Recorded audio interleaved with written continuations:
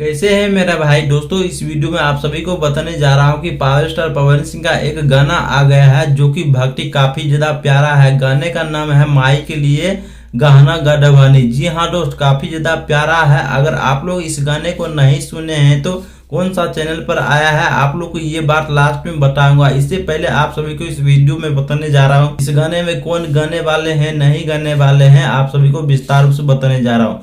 सबसे बड़ी बात यह है कि इस गाने में जो गाने वाले इंसान है पावर स्टार पवन सिंह है और काफी ज्यादा प्यारा सिर्फ only own power star Pawan Singh अकेला ही इस गाने में गाए हैं, कोई डांसर भी नहीं है। और इस गाने का जो म्यूजिक दिए हैं उसका नाम है छोटू रावत, जो कि काफी अच्छे म्यूजिक दिए हैं। जी हाँ दोस्त, अब बात करने इस गाने को लिरिक्स दिए हैं, काफी ज्यादा प्यारा है। लिरिक्स का मतलब ये है कि आप सभी को बताने जा रहे हो कि पावर स्टार पवन सिंह अपना मैया को पूजा करने के लिए जाते हैं और कहीं के अच्छे अच्छे गहना गढ़वा कर लेके जाते हैं। बट जाने की बात तो है, जब चल के पहुंच गए थे उसके बाद पता चलता है कि गाना जो है टूटा हुआ ही है। उसके बाद पावर स्टार पवन सिंह भैया बोलते हैं कि मैया ऐसे में रूठ ही जाएगी, कुछ ऐसा मैटर है दोस्तों।